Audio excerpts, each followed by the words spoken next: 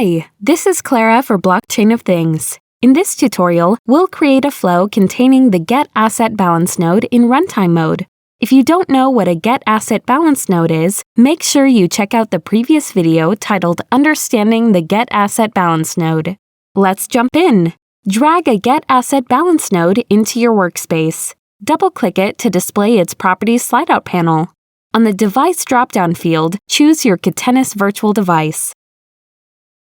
Add the node's configuration information based on your needs to each field. Wire this node to a debug node and open the debug sidebar. Next, drag and drop an Inject node to the Node-RED workspace. Wire the Inject node to the Get Asset Balance node, then double-click the Inject node to open its Properties slideout panel.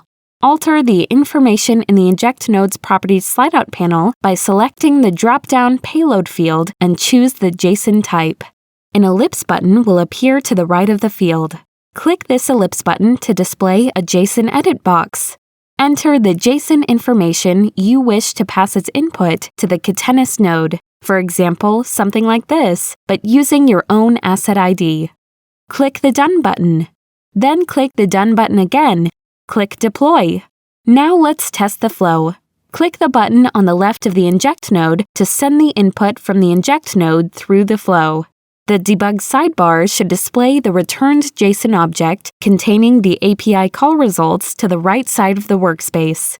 Awesome job! Now that you know how to create a flow using the Get Asset Balance node in runtime mode, it's time to move on to our next tutorial where you'll learn how to use this node in interactive mode.